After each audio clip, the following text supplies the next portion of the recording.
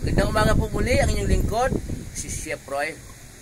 Yung pong salita po sa Bible na Iglesia ng Diyos, mula po Genesis hanggang Pahayag, 11 beses po nabanggit doon.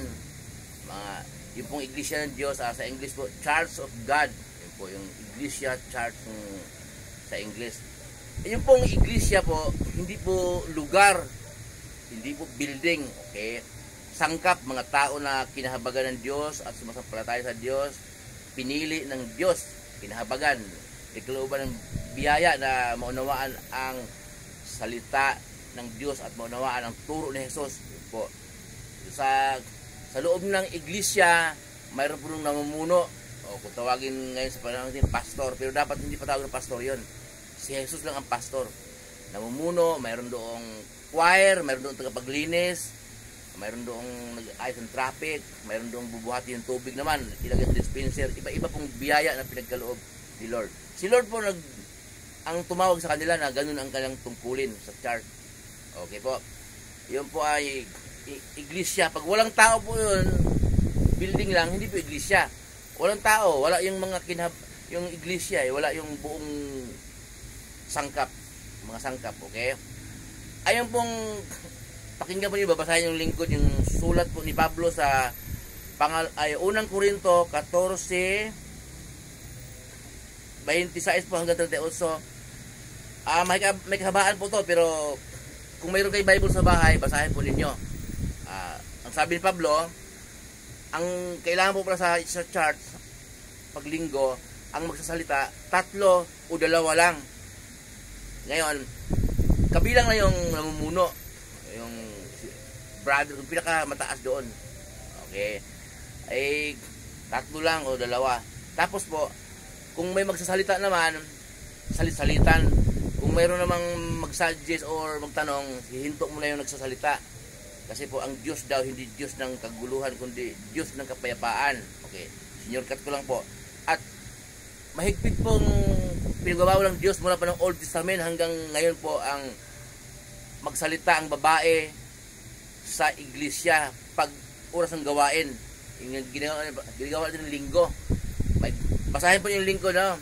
Pakinggan po ninyo. Ito po ay sulat ni Pablo sa unang Korinto 14:33 po. Ito po. Sapagkat ang Diyos ay hindi Diyos ng kaguluhan, kundi Diyos ng kapayapaan. Gaya ng dapat mangyari sa lahat ng iglesia na mga hinirang ng Diyos. Mga hinirang ng Diyos, ha? Kailangan, pagka hinirang ka ng Diyos, ang palatandaan, susunod tayo dito. Ang mga babae ay kailangang manahimik sa mga pagtitipon sa iglesia sapagkat hindi pinahintulot sa kanila sa ganoong pagtitipon ang magsalita. Sa ganoong pagtitipon po, sa loob sa iglesia, paglinggo, yung sambahan. Pero pwede ka namang, yung marunong ka, hindi sayang ang karunungan ng babae. Sa palengke, sa tahanan mo, sa bahay. Hindi ko po sabihin na palengke, may dala kang mic. Yung kung may nag-aaway, may nagagalit sa suklian, gano'n. Pwede mong ihayag ang salita ng Diyos. Okay?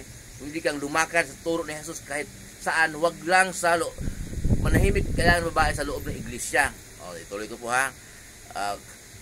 Kailangan sila'y pasakop gaya ng sinasabi sa kautusan. Kung mayroon silang nais malaman, magtanong sila sa kanilang asawa pagdating nila sa bahay sapagkat kahiyang magsalita ang isang babae sa loob ng iglesia. Sa loob ng iglesia, ha? Hindi man sayang kung sa mga babae yung piglooban ka ni Lord ng kaunawaan, eh. Sa pamilya mo, ipangaral mo, sa kapitbahay mo, sa loob ng iglesia po. Ito po. Inakala ba ninyong sa inyo nagmula ang salita ng Diyos o kayo lamang ang tumanggap nito?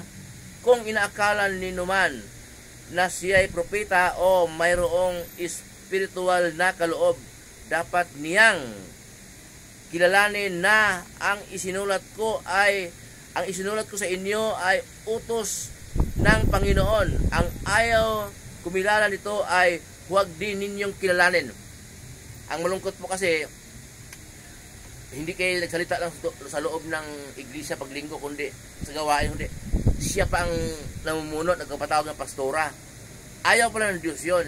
Ito po, ang sabi ko sa bungod ng binabasa ng lingkod, sapagkat ang Diyos ay hindi Diyos ng kaguluhan, kundi Diyos ng kapayapaan.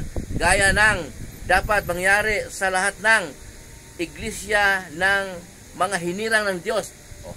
Hinirang ka talaga ng Diyos kung susunod ka dito.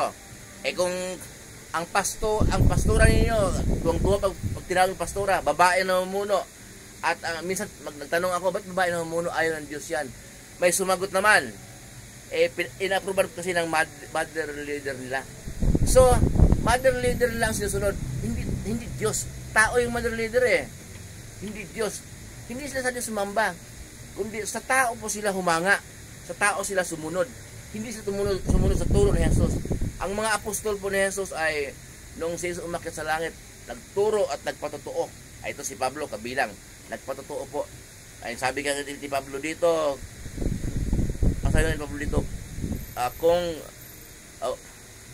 kung inaakala ni numan na siya propeta, mayroon espiritual na kaloob ng Diyos, kilalanin na ang isinulat ko sa inyo ay utos ng Diyos. Ang ayaw kumilala nito ay huwag din ninyong kilalanin. Malinaw po.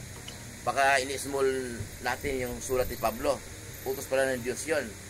Muli pong yung lingkod, si Chef Roy.